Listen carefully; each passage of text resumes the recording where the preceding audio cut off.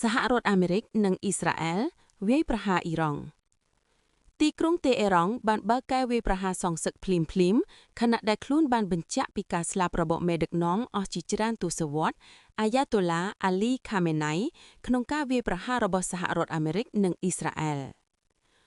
បច្ចុប្បន្នភាពអំពីការវាយប្រហារលើអ៊ីរ៉ង់នៅថ្ងៃអាទិត្យទី1ខែមិនិនាឆ្នាំ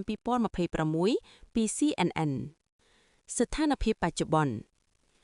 មេដឹកនាំកំពូលអ៊ីរ៉ង់ត្រូវបានសម្លាប់ប្រធានាធិបតីអាមេរិកដូណាល់ត្រាំបានឆ្លងកាត់ខ្សែបន្ទាត់ក្រហមដ៏គ្រោះថ្នាក់មួយបន្ទាប់ពីមេដឹកនាំកំពូលរបស់អ៊ីរ៉ង់អាលីខាមេណៃ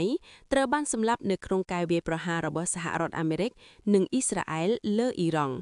នេះបើយោងតាមមន្ត្រីអ៊ីរ៉ង់ម្នាក់បានប្រាប់ទៅកាន់សារព័ត៌មាន CNN លោកត្រាំបានបង្ហាញថាការវាយប្រហារនឹងនៅបន្តពេញមួយសប្តាហ៍អ៊ីរ៉ង់និយាយថា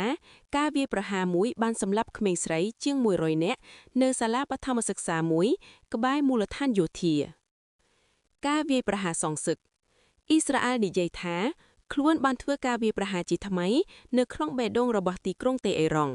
ខណៈដែលអ៊ីរ៉ង់បានវាយប្រហារជាថ្មីផងដែរបន្ទាប់ពីការសម្លាប់អាលីខាមេណៃ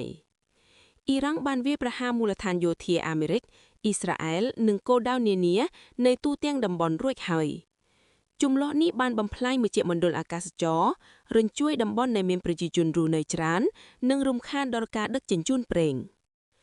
ការអបអរសាទរនិងការថ្កោលទោសភាពផ្ទុយគ្នានៃការអបអរសាទរនិងការកាន់ទុក្ខបានបង្ហាញអំពីការបែងចែកយ៉ាងជ្រៅនៅក្នុងប្រទេសអ៊ីរ៉ង់នៅទូទាំងសហរដ្ឋអាមេរិកប្រជាជនបានចេញតាមដងផ្លូវដោយអ្នកខ្លះអបអរសាទរនិងអ្នកផ្សេងទៀតតវ៉ាប្រឆាំងនឹងការវាយប្រហារលើប្រទេសអ៊ីរ៉ង់ Finally, to the great proud people of Iran, I say tonight that the hour of your freedom is at hand.